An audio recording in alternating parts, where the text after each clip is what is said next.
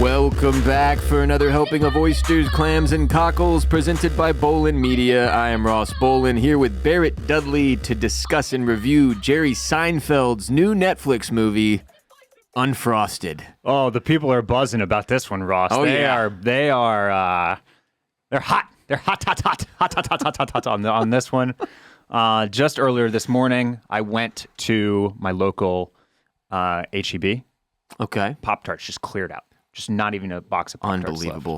left. Feeding frenzy. Yeah, it's a total feeding frenzy. The children. Yeah. Meanwhile, I could have scooped up as many country squares as I wanted. You know, Well, nobody wants to be a country square, Nobody wants to Barrett. be a country square, as we know from the film, which was very historical and accurate and told no lies. So So I'm just very pleased today. To have this in my in my oeuvre of films that I have watched and seen on a screen. That you've taken in. That I've taken in. Absorbed. Yes, absorbed. Really thought about. Now we're going to have a long, serious discussion about this thing because that's what it deserves, Barrett. All right, let's start.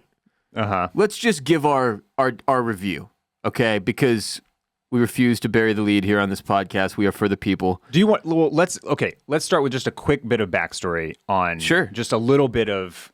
Just in case somebody is like, they typed in Unfrosted to the podcast search machine and they're like, here we go. We're at a little bit of a gap here. Sure. Last week we covered the first season of Three Body Problem on Netflix. We've got a few more weeks to fill in with some coverage before we jump into House of the Dragon Season 2 type stuff. Yes, sir. So we're making plans to maybe go see a movie in theaters, something a little bit more relevant, a little bit juicier to latch onto. Possibly Civil War. Later in the month, we will have both the season documentary season 2 of The Jinx will be wrapped at the same weekend that The Sympathizer is wrapping. So we'll be able to combine those two shows into a nice little digestible podcast for you. But we kind of needed something this week. Oh, yeah. No, we reached for this. And Jerry Seinfeld, maybe you saw his SNL appearance a couple weeks ago, or have seen one of the many viral clips of him doing interviews or podcasts, has been doing too much press. Or commencement speeches. Yes, yeah. He's been doing a lot of press. He's everywhere. He is everywhere for this movie, and it debuted on Netflix, and it's the number one movie on Netflix. So it at the very least, it is being talked about. It's a little zeitgeisty. It's at least got a conversation happening around it. It's Jerry Seinfeld's directorial debut at age 71 or whatever he is. So it's, there's some stuff and we needed something. So it was available to us on the old Netflix app and it made sense for us to cover it. So he's 70 years old, which I did not realize. Another added element of this thing, you and I, huge Seinfeld guys, huge Seinfeld fans. I think you're one of the only people aside from my dad that has every single season on DVD. I did. I bought did. every season on DVD back in the old DVD days.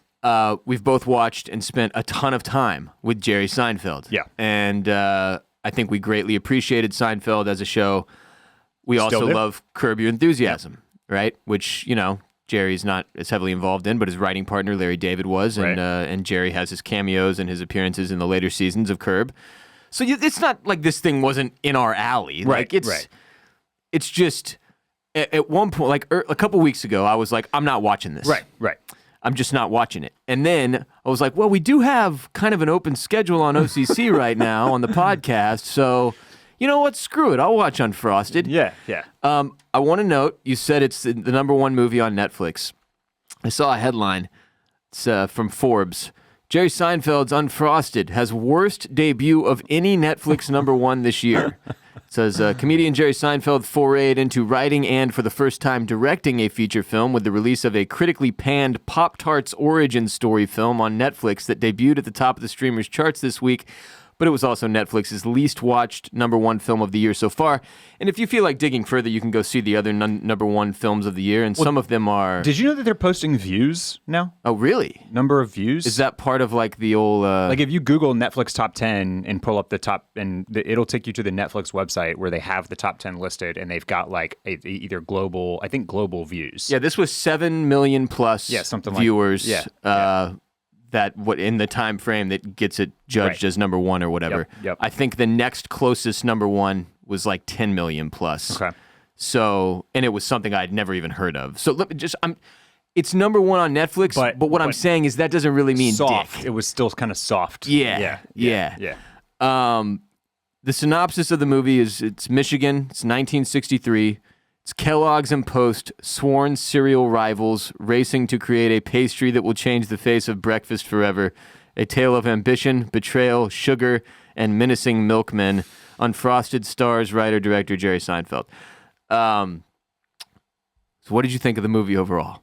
Okay. Before we talk about all the characters and the happenings, what did you think? So, Ross, I really, really, really want to zag here. I want to zag here. But Which way is zagging? I don't even know. I'm gonna end up having to qualify it a little bit, but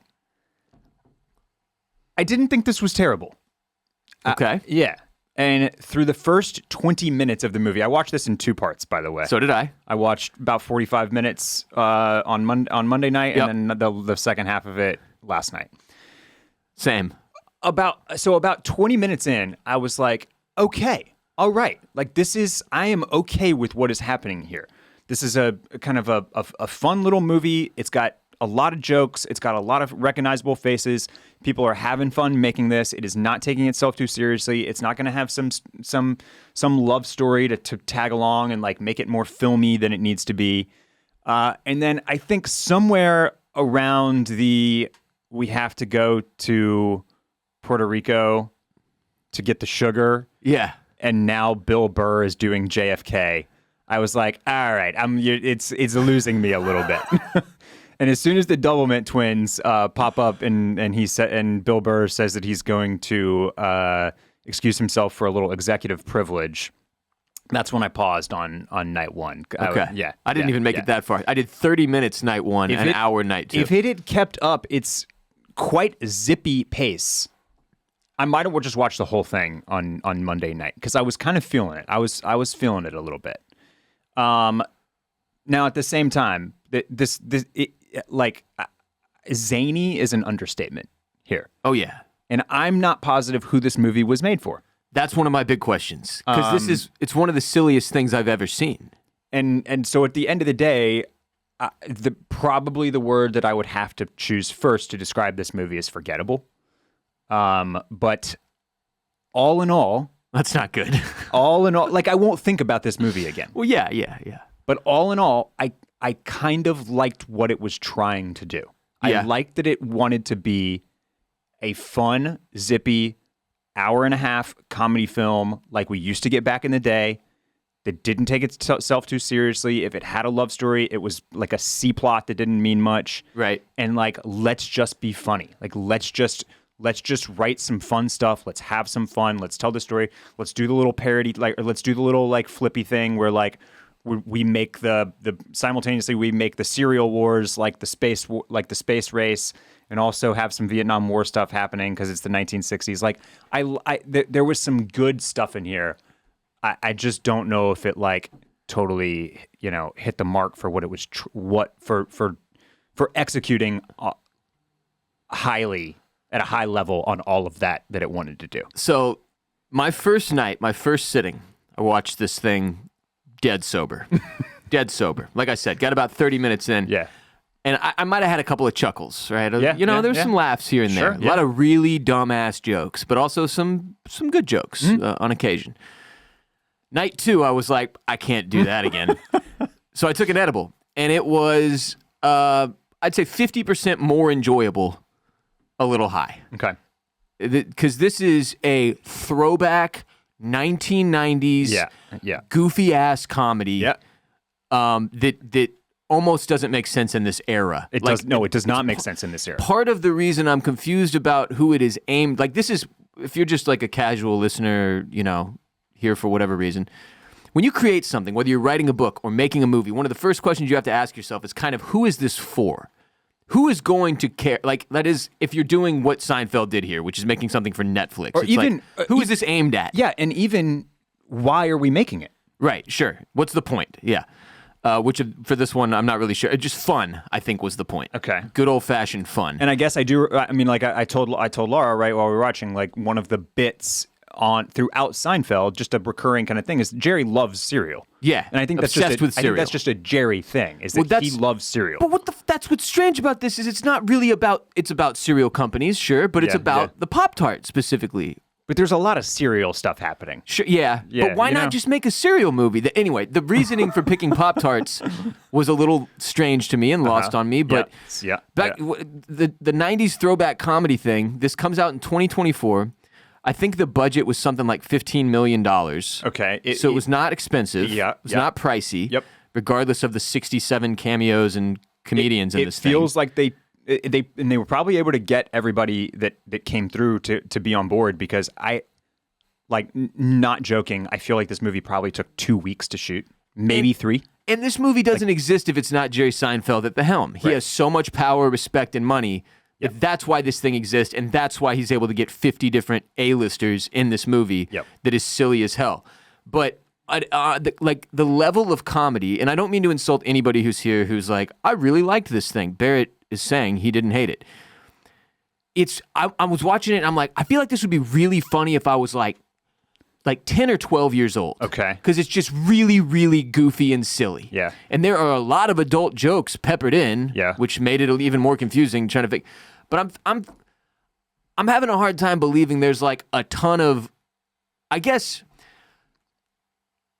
look, I've said it before. Not every movie needs to be super serious. Not every movie needs to be self-serious. Not every movie needs to be smart. Not every movie needs to be witty.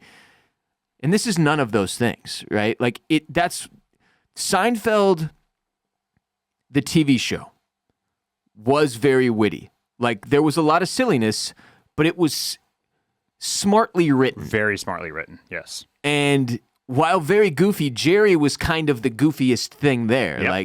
Jerry himself was, you know, admittedly, not really an actor, right?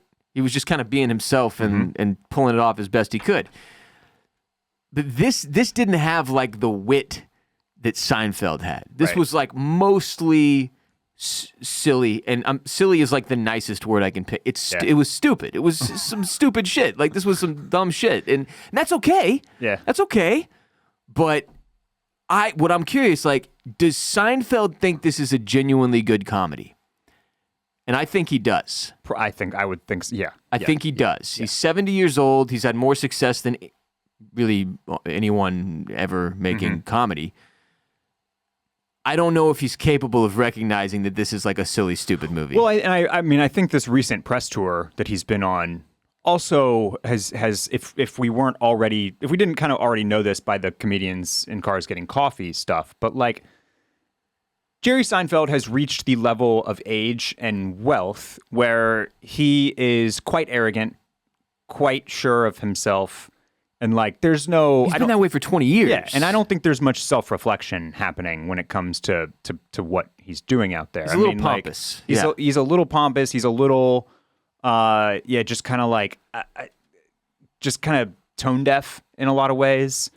He's a boomer now. He's a boomer now. Yeah. And so regardless of whether you like are totally like you can totally agree with him on his takes on like cancel culture or wokeness or whatever else he's been kind of like, you know, on a rant about, but like even so, it's just that hasn't fit with like the promotion of this movie even. Doesn't really make sense. It's not like this movie is like super ultra edgy and like pushing the envelope of comedy. No, not at all. In fact, it's the opposite. It's the total opposite. Yeah. It's almost proof that you can do comedy that doesn't even come close to being woke. Like almost nothing about this was remotely offensive. No. And the other weird piece is that there's January 6th jokes. Yeah. Here. The whole ending is a reference to January 6th. So like it's having Tony the Tiger throw Ravenscroft dressed in the the helmet thing was an absurd reference to put in this movie. I was just like, I don't mean that from like the standpoint of like, oh, we shouldn't make jokes about that. I mean that from the standpoint of it made no sense. No, it was being in a movie about Pop-Tarts. They're based in the 1960s. It was insane. Yeah, it was very strange. Just a very bizarre decision. So just all that to say, like, yes, I do think that Jerry thinks that this was a great success and a great, hilarious film that he's made here. It's just, Yeah, it's a little discombobulated and like a little too zany for its own good. Like this could never do a theatrical run, dude. Absolutely not. Like, and I don't think, and again, like I don't think it was meant to. It's an hour and a half, which is awesome. Please, more movies, hour and a half, hour 45 minutes. Like, let's get back to some of that. Like, not every movie needs to be 2 hours and 20 minutes long, but, yeah, it's just, yeah, I don't know. You could see versions of this movie that that just try to be like a little smarter or a little bit like higher level. Yeah, like a little wittier. And you know, I think it could have been something. Like even if it had just been slightly more historical, right? Because this was very clearly, you know, Steve Schwinn, the inventor of Schwinn bicycles, did not die in a Pop-Tart explosion. What? Right? What? Like, what was the point of like? Okay, and that's dude. Okay, I watched B Movie recently with my kids. Okay, that's Seinfeld's, right? Yeah. B Movie for the first 45 minutes is a very solid animated film, and then it kind of derails all over the place, and like you're sitting there for another 45 minutes, like okay, this thing could have been over. Yeah, 45 minutes ago. That's what happened here. Like this probably could have been 30 minutes. Like it could have been a TV show. Definitely could have cut 30 minutes out of it or 45 minutes out of it, depending on. But it just like assembling the board of dudes where Steve Schwinn gets brought in, and there's a random Nazi. All right. And like Chef Boyardee and James Marsden is there. Jack LaLanne. That was so unnecessary. They never did anything. Well, they each come up with one thing that then leads to the big Pop-Tart. Yeah. Again, just kind of stupid, and that's fine. Or the Trat Pop, should I say? And see the Trat Pop. Here's another problem with it, with what this movie did. It was so clearly not historical. Like I watched The Crown. When I watched The Crown, yeah, I'm like, what the fuck, you know? And then I'm like immediately Googling like what actually happened. Yeah. And then it's like, yes, a bunch of this shit is true. Here's where they maybe took like some creative liberties. Here, I didn't even look up the history of the Pop-Tart because you were just because like, I was like, nonsense. This is this is and that's what adds to the forgettable part of it is that obviously Tony the Tiger, Thurl Ravenscroft or whatever, and a bunch of dudes playing Snap, Crackle, and Pop did January 6th, the Kellogg's office. Right. And so, like, Steve Schwinn didn't die in the toaster accident. Right. I didn't even bother to look up whether, you know, Stankowski or whatever Melissa McCarthy's character's name was, like, did they actually bring in a NASA person to help? Was it actually named the Trat Pop to begin with? Yeah, like, you lose all interest in the facts. I lost all interest in it because it goes so far into the nonsensical, clearly didn't happen stuff. Which then, when you're at that point, it's like, why even screw with historical context at all? Because it just gets too confusing and convoluted along the way. Where I'm like, well, some of this actually happened. Like, they did invent the Pop-Tart. The movie ends, and I'm asking questions like, did they even have a race with Post? Was that even real? And like at that point, I would have to Google so many different questions to figure out what was nonsense and what wasn't. That like I'm not wasting my life on that. Like that was frustrating. That was a frustrating element of this. I feel like the two things that were true in this movie was that, or the one thing that was true in this movie is that Kellogg and Post were making a similar breakfast pastry at the same time, and one worked out. They released right around, or maybe even at the exact same date, and Pop-Tart crushed, and Country Squares was a flop and went away. Yeah, like I think that's all true. I'm pretty certain that's true. Everything in between, no clue. Yeah, just strange. How about the little? Was it a Joker reference or a Taxi Driver reference when Cabana shows up on Jimmy Carson and Warhol pops up and shoots him? Yeah, that it had gone so far off the rails at that point. What did he get saved by? The Pop-Tart wrapper? The wrapper, the Pop-Tart, the foil wrapper. At that point, I was like, please end this. Please make it stop. Dan Levy pops up as Andy Warhol. Yeah. And commits attempted murder on live TV on Bob Cabana on the Johnny Carson show. There were a bunch of random references to movies, some of which I picked up, some of which I certainly didn't, but I could tell like, okay, that's a reference to something. that he just jammed in there.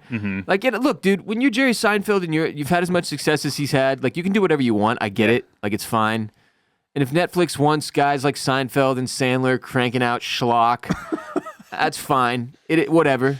Yeah. You know, they're getting my $12 or $15 or however much the fuck it is like now. They raise it every Yeah, year. yeah. But like, it's just curious to me because like I know Jerry Seinfeld is a comedic genius on some level. Might be fair to say, and it's like the world has passed him by. Yeah, and he's still trying to force us to live where he had his peak, which was, again, in the motherfucking 90s. It's 2024, and he's putting out the like, you know what? One of my favorite dumbass comedies ever that's absolutely terrible is Almost Heroes, starring Matthew Perry and Chris Farley, who are both deceased. That is just a fundamentally bad movie, but I love it. Came out in the whatever, you know. Right around it was the heyday. It was like 96, 97. That's when this movie should have come out. Yeah. Like, that's when the time period when people were still like, yeah, I'll go watch this dumbass hour-and-a-half comedy. Yeah. But like, you just don't see that much anymore. Yeah. I just don't think that many people are walking away from Unfrosted like, I can't wait to tell the boys at the office they got to watch this one. No. You know what I mean? Like, and it just, I don't know. Again, I think if I'm 12 or 10 years old, I enjoy this at the highest possible level it can be enjoyed. I think you're probably right. But it's like a PG. They didn't even shift it down to be completely for kids. That's what's strange. Same thing with B-movie. But you're exactly right, because like another one of the kind of the WTF moments in this film is like, what did we need the little the sea monkey ravioli creature? What the fuck was that? It's in his pocket at the end. At the end, yeah. The whole setup was so old school. It's like him sitting at the counter of a, ice cream parlor or something, and the kid next to him. Yeah. He's like, let me tell you a story, kid. And it's an hour-and-a-half story. Like, that was all very old school, right? Like, you don't see that setup used anymore because it got done to death in the 80s and 90s. So people left it alone. It's very true throwback, this thing. Yeah, but that little creature, it reminded me of Flubber. That right, Robin Williams movie. It was very Flubberish, very Flubber reminiscent. Yeah, and Flubber came out in '97, and at the same time, he's got the German guy that's hiding all of his Nazi crimes there. He's going to Argentina. What the fuck was that? What the fuck was that? Like, all right, so this thing has, before we get to the details of the different characters, 5.5 out of 10 on IMDb. Okay. 42% on the Tomato Meter, 54% audience score on Rotten Tomatoes. So not very many people are like, Jerry Seinfeld crushed this. You know what I mean? Yes, and I think almost to my original kind of like desire to zag, that's not awful. Those are not awful percentages on Rotten Tomatoes. But for a Jerry Seinfeld comedy, we get tons of stuff coming out. That, like, look up Madam Web. I thought about if we should cover Madam Web, by the way, but I'm pretty sure it's got like 12% on each. Maybe it's higher now because people are now it's almost like a cult classic. 2.6 on IMDb, which isn't good. 11% on Rotten Tomatoes. Yeah. So yeah. What's its audience percentage? 57. Okay. All right. Yeah. See, I think that's boosted by people that are now watching it as like now it's a bit to watch it. Yeah. Like, I will watch this. I will watch Madam Web. Yeah. Because it's so historically bad, apparently. Yeah. Yeah. But anyway, I digress.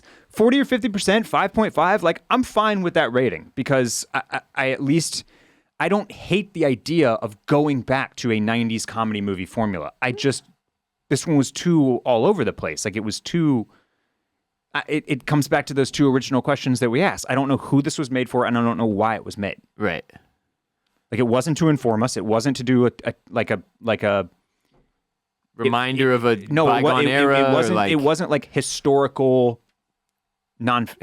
fiction type stuff. Not enough. Not enough. Where it was like, how about look at this crazy story? We're going to retell it, but we'll add a few little creative things. Dude, because even like as an example, a couple years ago now, at least, I do a segment on the Ross Bolin podcast called Stuff to Wikipedia When You're High. And one day I did Thurl Ravenscroft because the voice of Tony the Tiger has an insane amount of work under his belt. He's also the dude who sings You're a Mean One, Mr. Grinch in the original Grinch thing. Oh, so that guy was real.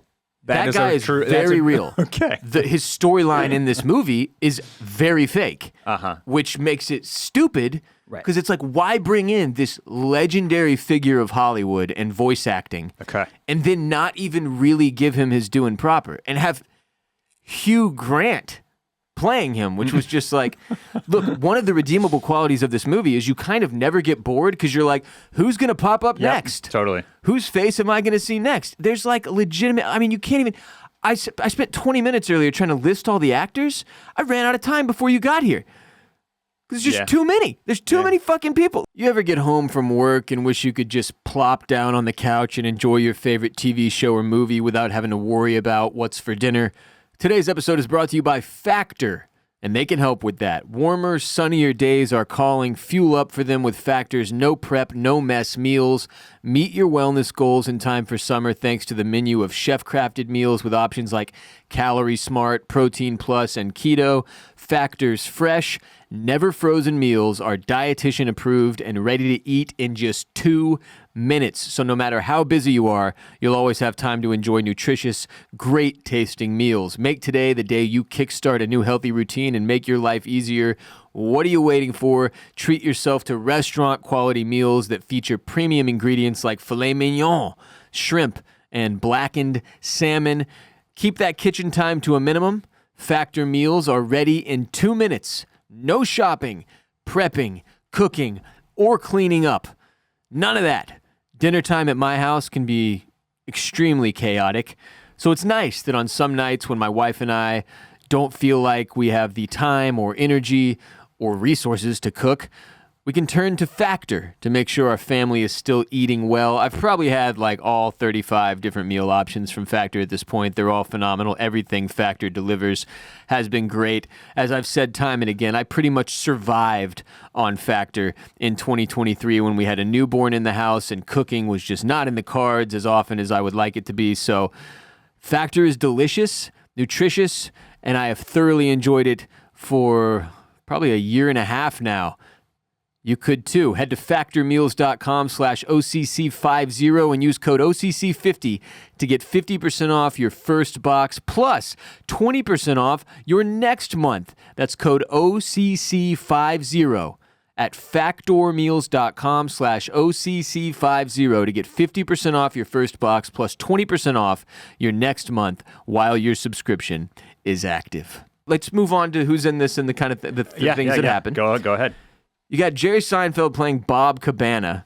Don't even know if that's a real person. Gotta be. Don't care. I do think that that's a real person. Jim Gaffigan as Edsel Kellogg III. Jim Gaffigan was phenomenal, I would note.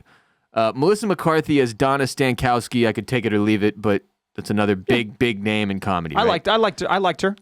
Hugh Grant was Thurl Ravenscroft. He was fine, but that whole thing was weird. Amy Schumer as Marjorie Post. Mm-hmm. Christian Slater pops up as Mike Diamond, the milkman. Yeah. James Marsden as Jack LaLanne. Thomas Lennon from Reno 911 is like the random Nazi, which again was one of the stranger bits in the film. They were like that's my point. Was there a random former Nazi in the crew at Kellogg's that created the Pop-Tart? Because like that's a fucking crazy story if it's the case. Yeah. If it's not the case, what are we doing here? Why? Well, why? Right? Like, there's no way that like Chef Boyardee was a real person, right? I mean, I assumed not. As portrayed by Bobby Moynihan. Like, what the fuck? You got Jack McBrayer as Steve Schwinn, of 30 Rock fame is what I consider him to be from. Yeah. Tony Hale pops up. Kenneth Page, Kenneth Parcell, the Page. Yes. Tony Hale, who played Buster Bluth in Arrested Development and is also in Veep, pops up as Eddie Mink. I can't even really remember what he was. He's got he's in 45 seconds of the movie. Okay. Russ. Yeah. Yeah. He's the ventriloquy act for the Puerto Rican gangster. When they shot cartel guy. When they shot him, I was like, that is a funny moment. That's funny.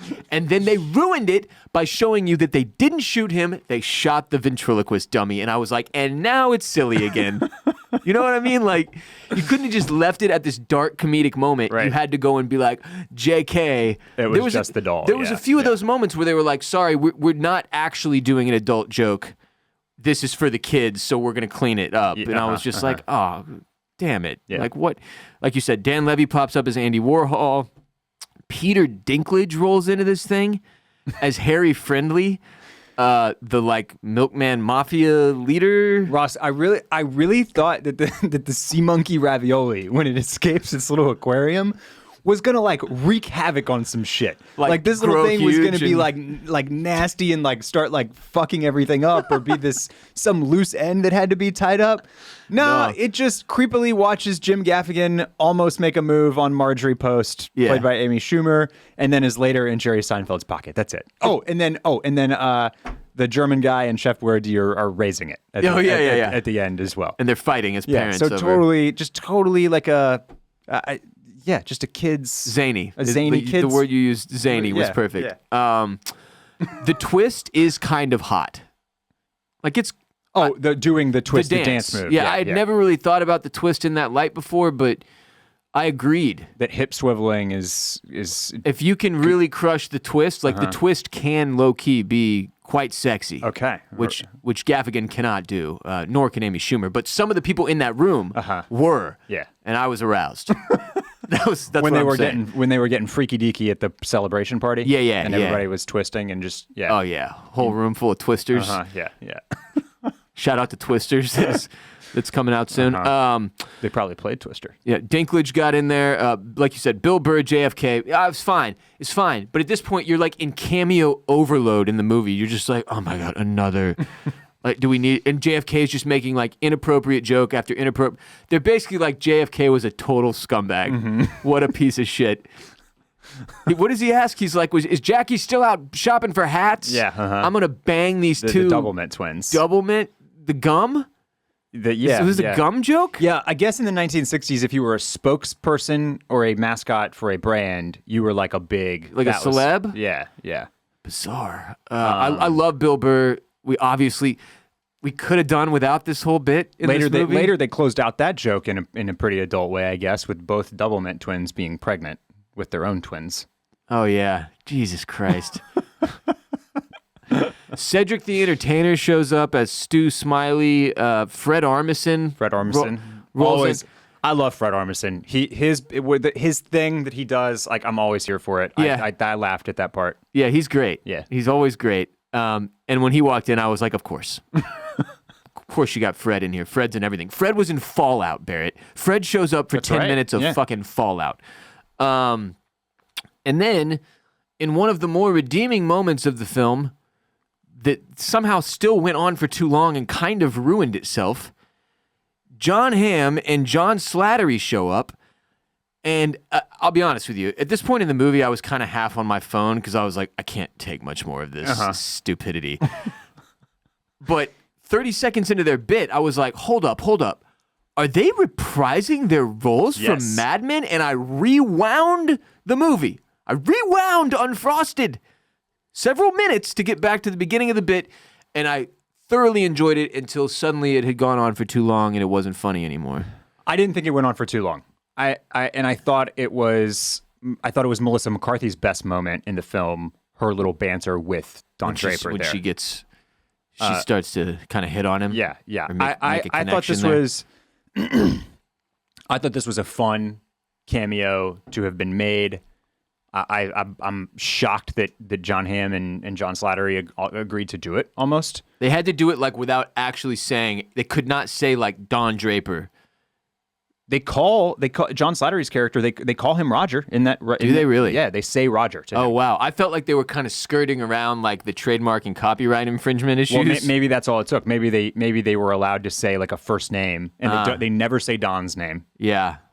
But they call. Isn't his name in the series Roger something? Yeah. Yeah. Yes. Yeah. I just felt like they were trying to avoid a lawsuit there throughout the course of that. I whole feel like bit. they may have had to get clearance regardless. But anyway, I thought this was good.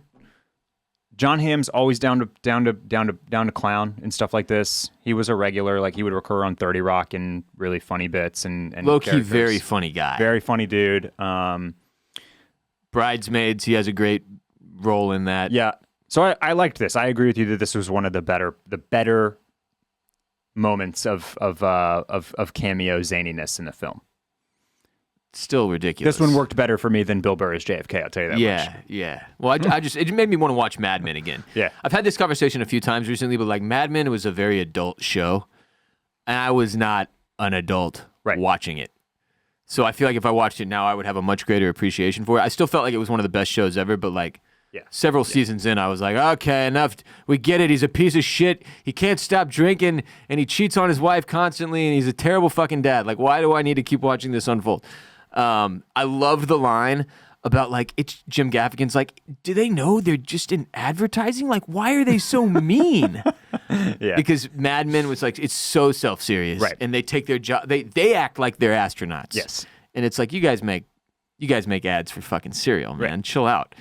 That was fun seeing them, but yeah, it kind of felt like this whole thing was just like a stage for Seinfeld to roll out all his buddies and all the people he has connections with in the industry. Like, we'll get every single person I'm cool with, throw him a bone here, give him some screen time, and make this silly-ass Pop-Tart movie. The Trat Pop? What was it? That was what they insinuated, or what they... Another moment where I was like... In the film, that was the original name of the pastry. Did that actually happen? Because if it did, this is funny. And if it didn't, why are you telling us it did? This is so fucking silly. Yeah. So they had full-on commercials made up for the Trat Pop. The box was designed and everything. They had to trash all those boxes and remake the boxes, Ross. It's wasteful. Very wasteful. You know? It's amazing they were able to pull it off in time with the trucks were leaving the next morning, I think. Unbelievable. I don't think we'll ever see anything with this many. Kyle Mooney, Mikey Day, and some dude that you'd never heard of as Snap, Crackle, and Pop. The Rice Krispies Beck boys. Bennett was in there for like 30 seconds. Another SNL alum. Lot of SNL alum. A lot of SNL folks popping by saying what's up. Who are these dumpster diving children? They're just dumpster kids. Yeah, they're dumpster kids. That's where they get their sustenance. You've heard about the garbage pail. Kids. Dude, they feed and the Jerry. The boxcar children, right? That was another group of them. These are the dumpster kids. Okay, they feed Jerry Seinfeld dumpster food. And they're like, you got to try this. It's incredible. We're dumpster kids. We're in here in the dumpster. We've concocted this tart pastry they're there situation. As the bus driver tells Cabana, they're there for the goo. The goo. He like drives off angrily. Yeah. He's not getting it. He's telling him that what they're there for. He's not getting it. Yeah, they're there for the goo, guy. They hand this grown man in a suit the goo, and he eats it. It's just like, I get it, but like, God, what the fuck? It was just such a bizarre Do you think movie. we just had better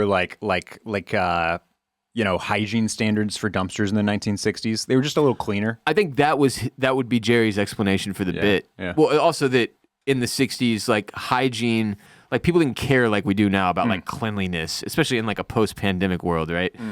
But holy shit. Yeah, so it says like, when you look it up, it's like the film is loosely based on the true story of the creation of Pop-Tarts toaster pastries.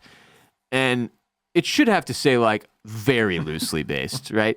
And another element of this that makes it hit a little weird, a version of this idea elevated at or executed at a high level is like Barbie. Okay. Barbie took the IP of the Barbie doll and Mattel and built a world, a very funny but also informative and message-filled world. This was kind of like if you were just like too lazy to try to pull that off. Yeah. And I'm not saying everything has to be Barbie. I'm not saying it should have been Barbie. I'm just saying there's like, that's the opposite ends of the spectrum. On one end is Unfrosted doing Pop-Tarts. Yeah. And on the other end is Barbie making like a movie that every age group can enjoy. Sure. Right? Yeah. Little girls, grown women, men in between. Yeah, I'm trying to think. I wish I could think of another comp because that is more just kind of like historical fiction or historical kind of nonfiction, but twisted. You know what I mean? But with creative licenses taken where they need to be for the benefit of the story. You know what I mean? Yeah. Because like Barbie's like Barbie also goes into Barbie world, right? To Barbie land, which is clearly not real. No, it isn't. It just exists in our minds. So, but I do hear what you're saying, and that's kind of what I was trying to insinuate earlier as well. Is that like this movie, if you pull back the zaniness and make this a little bit more serious and actually base it in what happened, but make it funny still, and I think you can still make those little references to like it being the space race, right? There's stuff that you can still do there. But then this movie gets longer and more serious and more expensive, and I don't think that's what Jerry wanted it to do. So, but I do agree that movie would have, at least I would have understood more who that film was for. I think we would have gotten more out of it in that version. Yeah, and then it would have been easier to tell, like, oh, well, they obviously, like one of the obvious jokes that was obviously a joke. They didn't create life with sea monkeys and a pastry. Correct. That didn't happen, right? We all know that didn't happen. We don't have to look that up. But there's too many jokes that they make where I don't know if they're joking. I can't tell if it's a real thing that occurred or if it's based in reality at all. And again, once there's X amount of those, I'm like, I'm not looking all this up, bro. Yep. So then you just stop caring. And that's kind of one of the places that this movie lost me a bit. I do want to keep the context of like, not everything has to be serious. Not everything has to be high art. Some things can just be silly, stupid shit. And this is definitely that movie. It's like one of those, you put this on, you don't have to care very much. You can kind of tune in and out. You can be half on your phone. You don't have to use your brain. You don't have to think a whole lot watching the fucking Unfrosted movie, which title-wise kind of took till the very end to get why they called it Unfrosted, right? Yeah. Once they developed the Pop-Tart, they're like, what if we put some frosting on it? Mm-hmm. And they're like, nah. It's like, oh, okay, there you go. Ross Bob Cabana, not a real person. Unbelievable. So now I'm totally like, what the hell, guys? Dean Norris shows up as Khrushchev, the head of like oh yeah. Shouts to Hank from Breaking Bad. The USSR. Yeah. That was a bizarre attempt to tie in more historical context. They had Post in the USSR. Right, they were doing a little Cold War stuff, right? Yeah. And then you got the Cuba stuff. Yes. But there's a cocaine joke in there where Jerry, Bob sits down at the fucking table with the dictator in Cuba or whatever, and he like moves his foot and notices there's like white powder on the floor. And I was like, is that supposed to be a cocaine joke?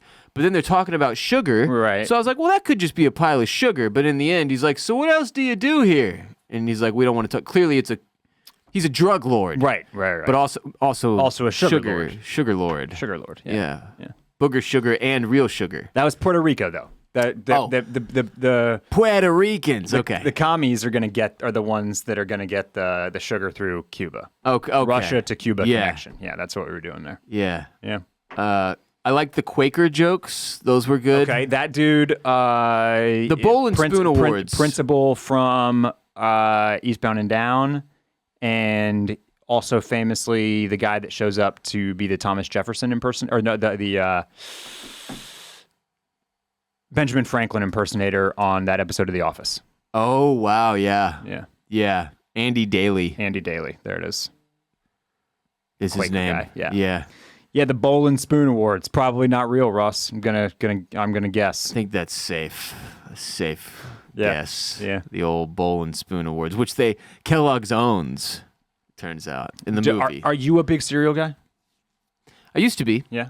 Yeah, I'd say pretty much my whole life until like probably, I don't know, I think college kind of ruined it because I wasn't awake for breakfast. Okay. All right. But before that, huge cereal guy. I liked the line in here where they go to the little cereal food hall in the Kellogg Corporation. Yeah. And Jerry says that eating cereal is eating and drinking at the same time with one hand.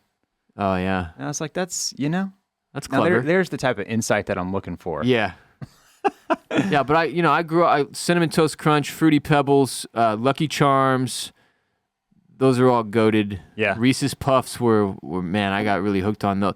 The thing about cereal is it's not super nutritious. It's not great for you.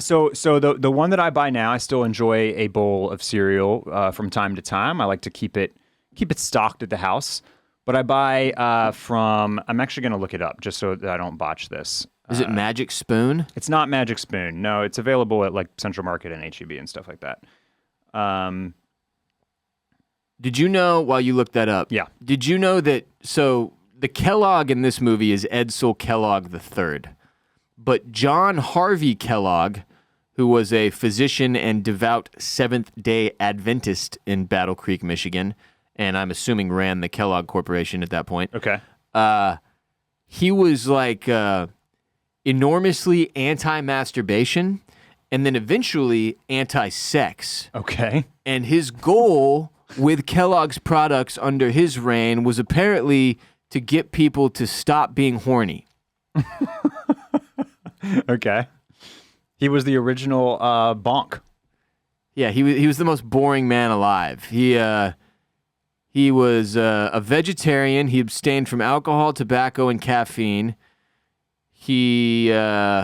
He believed that sex, including masturbation, was detrimental to physical, emotional, and spiritual well-being. He personally abstained from it and never consummated his marriage. Wow. And may have actually spent his honeymoon working on one of his anti-sex books.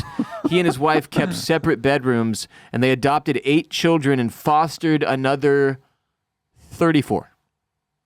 Okay. See, dude. Where was all those jokes? That's the thing. This is another like kind of nail in the coffin for this film if we're gonna bury it. But like, that's fascinating.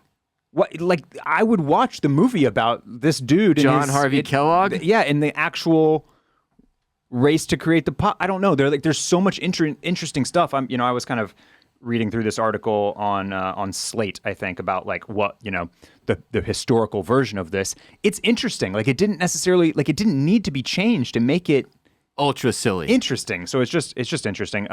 The cereal that I like now is by the brand Nature's Path, and it's the Sunrise Crunchy Maple flavor. And it's like almost kind of, it's like granola-ish a little bit, more so than like straight up cereal.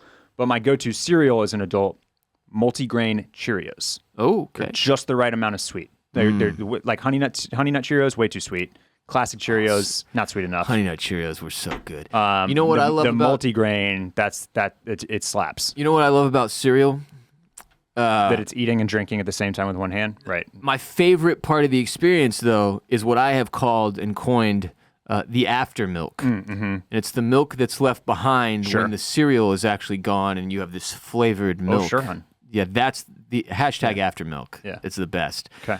The song at the end of this thing, Yes. and dance, the song and dance. He's Jerry's a song and dance man. That started going and I was like, is this going to do? And they use it as like the credits. They're like, here's everybody that was in the movie. And after a while, I realized like, oh my God, they had to go to each of these individual shots and say like, all right, now you're going to sing this whole song. Yeah, and we're going to take bits and pieces of it and put it all together. And they had to get everybody to be completely on board with that, which I was like, good for all of them because they fully committed. But that was it was just another really like out there decision in terms of like, how do we wrap this thing up? Meghan Trainor and Jimmy Fallon sang that song. That's who sings it. It's Sweet Morning Heat. I believe it is an original because I was like, what is this fucking song? My wife was like, I think it might be an original for this movie. I was like, why was it necessary to have this song made? How much of the budget did they carve out for Meghan Trainor and Jimmy Fallon to sing Sweet Morning Heat, which is obviously like a Pop-Tart reference, but yeah, I don't know. I'll say this for the film. It did make, do we have to call it a film? I'll say this for this Netflix movie. It did make me want a Pop-Tart. It did. When they were like biting into the Pop-Tarts and tasting the Pop-Tarts for the first time, I was like, fuck. And it might have been because I was a little high at that point, but I was like, I want a Pop-Tart. Well, man. I haven't had lunch now, and you describing the warmth of the and the toastiness of the Pop-Tart, and then getting to taste the the delicious Pop-Tart, it's making my mouth water a little bit. Yeah. Like I'd eat a Pop-Tart right now. Do you think that this was just like some subterfuge and Just like to sell Pop-Tarts? This is just a Pop-Tart selling vehicle? I did wonder Is how this much... a $15 million marketing campaign Yes. for Pop-Tart? How much of the movie was like...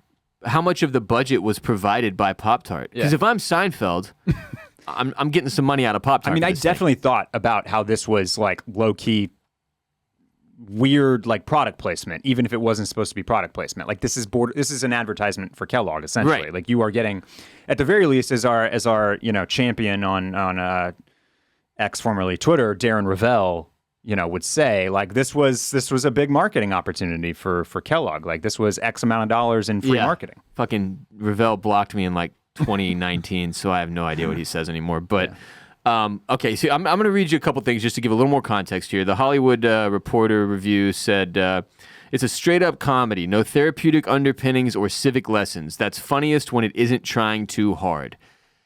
And I agree with that. And it does, like, not everything has to have lessons. Not everything has to be like a guiding moral compass. And I think a lot of people have lost faith in Hollywood to provide lessons or be a guiding moral compass. And I get that. I understand. And I understand that Seinfeld is somebody who... They want that? They want Hollywood to be a guiding... I'm saying there's a lot of people who don't want that. Okay. They don't want their movies to be like, here's what you should think and feel. That everything has to be like pedantic and teaching you about social lessons and shit. Like, okay. There's a lot of people who don't want that. Right. And Jerry Seinfeld is one of the people who believes like things should just be silly and funny for the sake of being silly and funny. Like Seinfeld was notoriously a show about nothing. Yeah. You didn't walk away from it. It wasn't like South Park where every episode ended with a moral lesson, right? Which I loved about South Park, by the way. And there's a place for both of these things. There's a time and place for Unfrosted being the dumbest fucking thing you've ever seen, giving you a handful of laughs or whatever. Because again, I'm gonna say 8 to 10 laughs is what I got out of this. Yeah, that's fair. And there were not that many like cringe moments that made me hate myself. There were a few where I was like, why? I can't wait till you put this movie at number 4 in my top 10 in your top 10 at the end of the year because you only watched 6 movies. There's no way that happens this year, Barrett. I'm gonna be better. Number 4, Unfrosted. But yeah. I mean, it was what it was, man. Like, it would, I still wish it, I'm not making a joke or being mean. I wish it would have been an hour or less. Like, it still was too long. And that's fucking crazy for me to have to say about an hour and a half movie. Okay. I do sort of agree with you. Yeah. And again, just to go back to like one of my initial feelings, like the first 15 minutes of this, or maybe even 20 minutes of this movie, I was kind of like, okay, I liked things like I liked that they just drop you into the plot and boom, you're suddenly at the Bowl and Spoon Awards and they're just like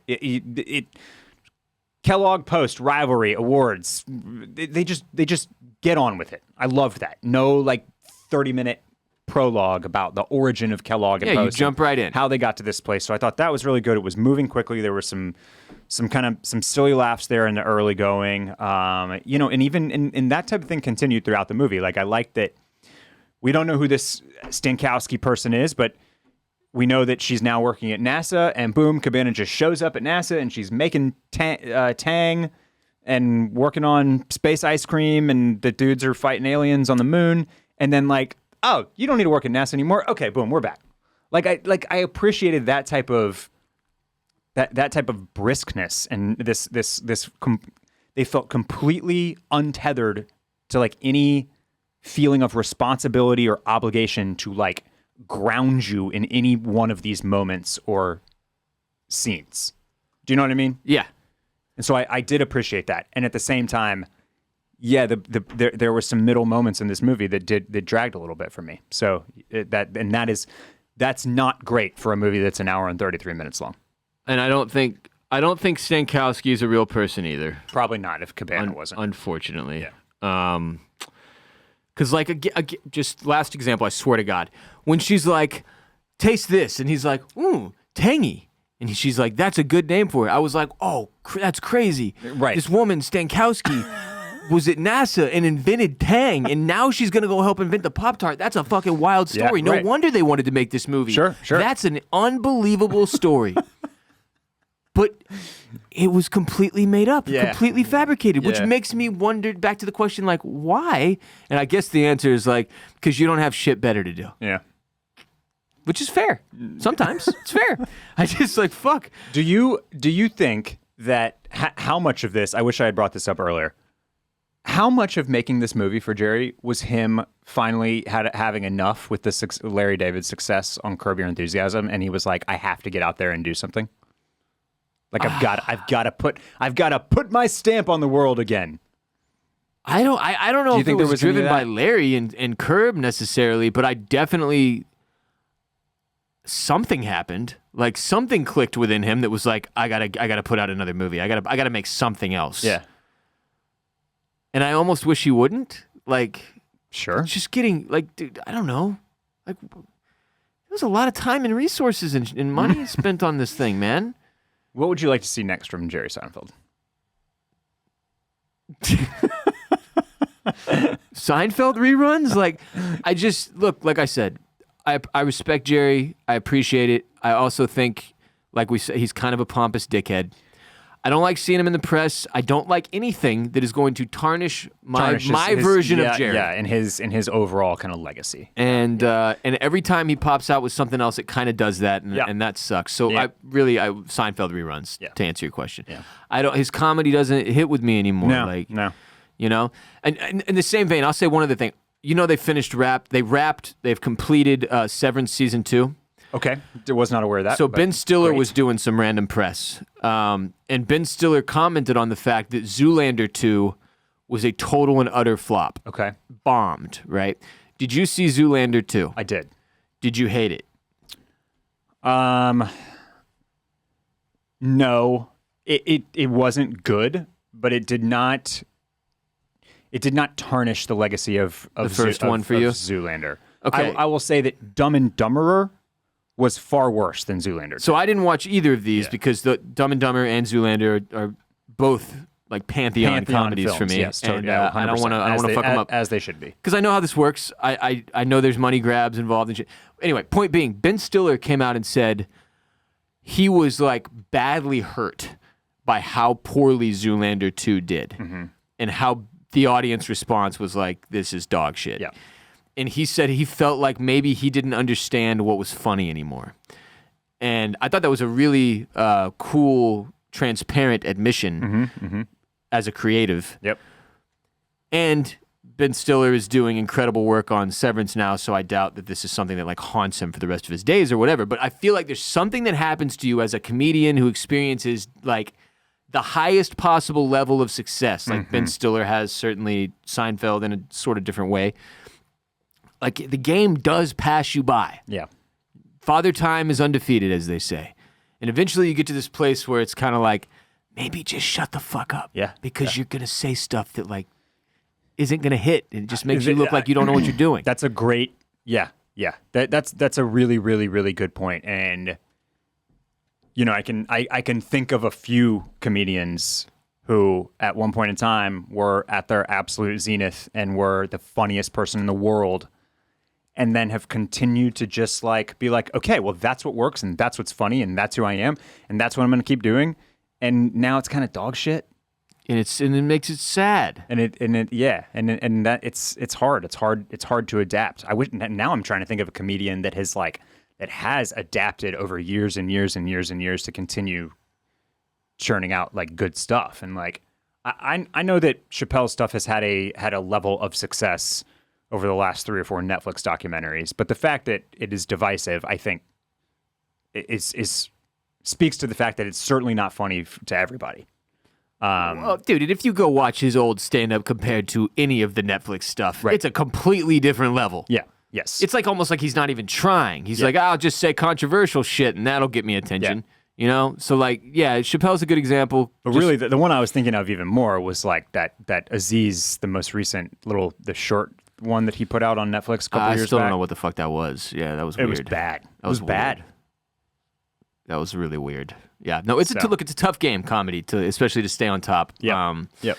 That's why it doesn't really happen. It's such proof that comedy does evolve and change. That like even more than music, right? Like you can be Taylor Swift and you're on top of the world, and then you kind of like drop back down to earth for 3 or 4 or 5 years, and then you come back up and you're more popular than ever. Yeah. Right.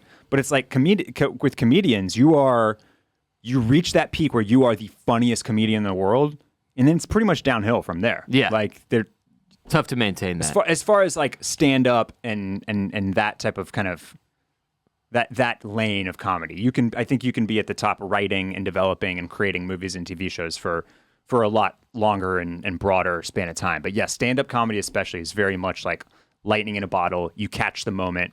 You're the right person for the right time. Your shit is hitting. And then it's kind of like... it's over. And then it's kind of over. Amy Schumer's a perfect example. Yeah. Amy Schumer was the hottest comedian in the world for 2 years.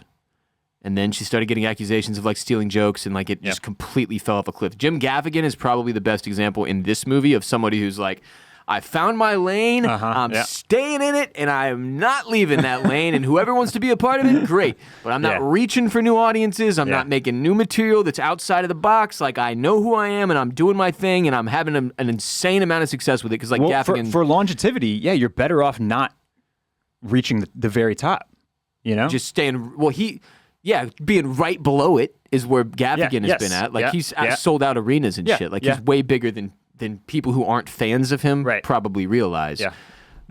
Anyway, this was a weird ride. A weird ride, Barrett. Do you have any final comments? On Unfrosted? On Unfrosted? No, I'm done. Okay, all right. I'm done. I just wanted to plug Hacks, which is back for season 3 on Max. Oh, you mean the show that they're not doing any fucking marketing for? I guess so. At least it popped up in my algo when I opened Max to be like, hey, season 3's back. I watched the first episode of season 3. Still a very, very, very funny show. Super well written, awesome characters, and I'm happy to have it back in my life because it's speaking of comedy that's on top. It's just really, really good. And it's not too smart, it's not too dumb, and there's dumb jokes and smart jokes, and they're all mashed dumb together. And smart jokes, and that's one of the great things about it is that there is some really dumb stuff and some really, really smart stuff. All right, so next week we're planning on covering Civil War. Civil War. Where we will ask, what type of American are you, apparently. I've seen the memes. I'm plugged in.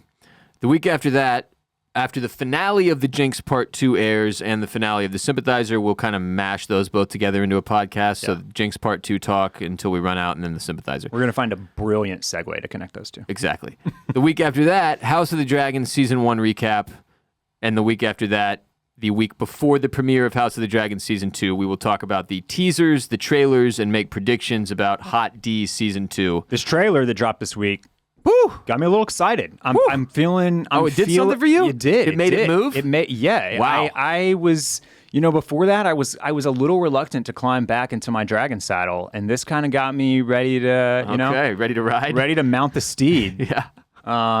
We were still too far out for you, but that not, first teaser. But not in daylight. No dragon riding in daylight, because they still haven't quite figured that out yet. Yeah. No, it's okay though. Looks a little strange. Yeah. But nighttime dragon riding. That's all for me. The best, Jerry. The best.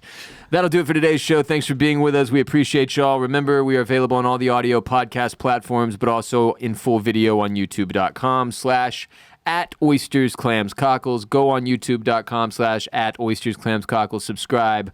Throw us a like and leave a comment if you are already on YouTube watching right now. We appreciate y'all. It means a lot. For more from me, Ross Bolin, check out the Ross Bolin podcast, wherever you get your OCC.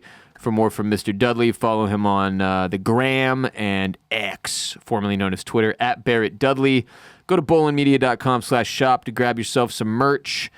Support our sponsors. Check the description of this episode, details, whatever it's called. Click the link, use the codes. Thanks for being here today. Thanks for listening. Thanks for watching. We'll be back on patreon.com/oystersclamscockles later this week. Mollusk Militia, get your hotline calls in. Give us your unfrosted takes. Please do. Please do.